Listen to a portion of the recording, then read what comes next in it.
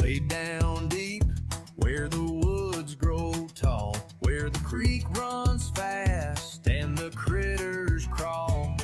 We're building dreams with a gunpowder spark, sipping on bourbon till skies go dark. It's a backwoods ballistics and bourbon intuition, with a boom and a bang and a shot of shine. Scooter and Cubby are backwoods grooving, blowing up shit while Mountain Dewing,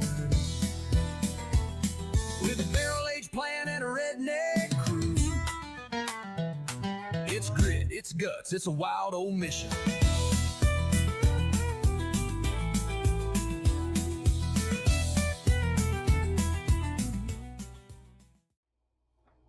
Back at you again with Backwoods Ballistic and Bourbon. I'm Covey. I'm Scooter. And here we go. We're going to do a little bourbon tasting.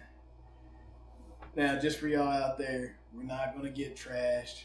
We're just tasting the bourbon, and we're going to let you know what some budget-friendly bourbon tastes like up against something that's not budget-friendly. But let the show begin. So let's see. I think we're going to start with the Chattanooga. This is a 91 proof. I believe this one was, let's see, bottled 20. When was this bottled? We don't have a bottle date on this one. That's all right. Yeah, 91 proof. Chattanooga. In the foothills of Tennessee. Got to start with Tennessee. Got to start with Tennessee. Tennessee love, baby. Yeah, really.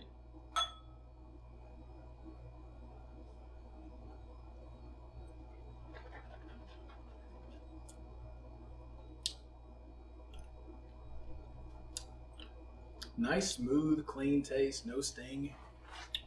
Well, for me. I'm not saying you would, I'm just saying for our viewers. Got a light stain. Real easy going down. The color on it is really good. Almost have a little bit of a maple flavor to that. I could definitely taste the barrel. Uh-huh. It had a nice, little bit of a honey taste, I think, more than maple. I could taste honey. Maybe my palate needs Did you taste? clean. No, I didn't taste any. It's got some yellow corn, some Yeah, malted rice, yeah. some caramel malted barley. Oh, there it is. Honey Yeah. malted barley. So I did taste a little bit of honey. I have to say, for under $40, you can't go wrong with that. It's not a bad bottle. No. And it's also Budget friendly. Tennessee. And Tennessee. Nothing wrong with Kentucky. But we like Kentucky. Yeah, we love Kentucky. I'm a Tennessee man. That's where I'm from. But I love Kentucky. Let's see. I think we got our next one right here. Now, you know a little bit more about this one than I do, Covey. Yep. 1776. Damn good year. Very good year. This is a bottle by James E. Pepper, which I have to say, this is another one of these bottles that's under $40. It's 100 proof. It's a straight bourbon whiskey. I'm in love with this one. This is one of my favorite bourbons that I think I've ever come across. It is unfiltered. It does taste pretty smooth. Does have a slight sting to it, but for 100 proof bourbon, that is one of the most calm bourbons I've ever had. Well, let's taste it. Dink and drink, baby. Oh no, that's the last one. Wait a second. No. Yes, sir. Oh, There this you one. go. Yep. This one's kind of a light color. Oh, yeah, Yeah. you're right. I grabbed the wrong one.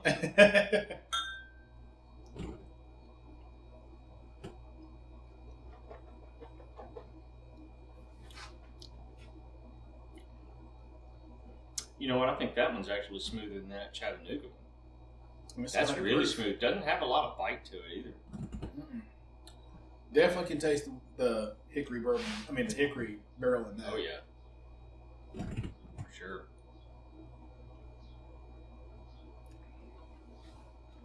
So now we have tasted two $40 bourbons. And you've had expensive bourbon before. I've had expensive bourbon before. Yep. But let me ask you, so far, what do you think? Does this taste like an expensive bourbon?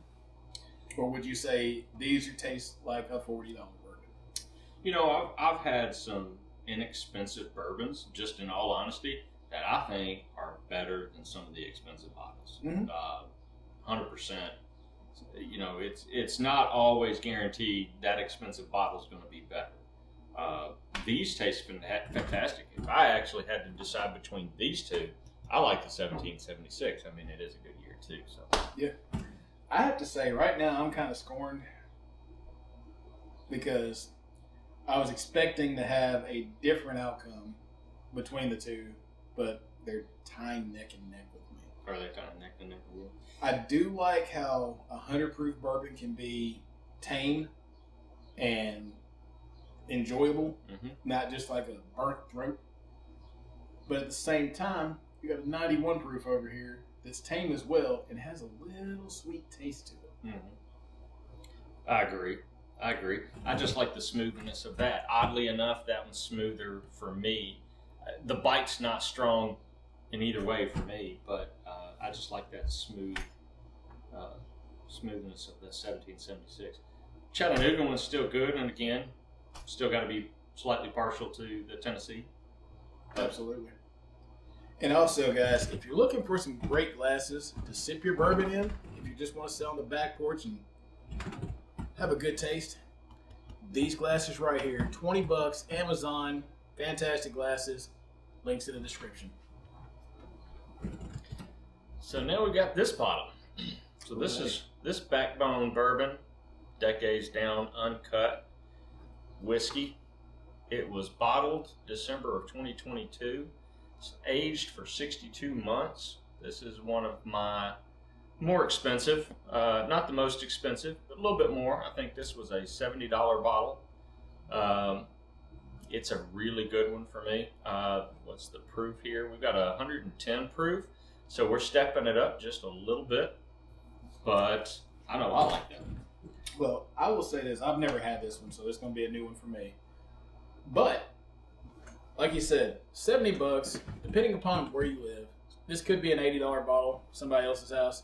Hey, online, this is like $34, $35, somewhere around in there. This one's about $40. That's almost a halfway point for this guy right here. So we're about to find out. What? Is more money Worth it? Let's see.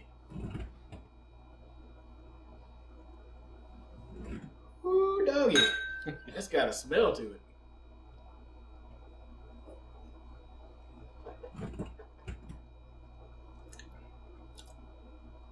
It's definitely a 110.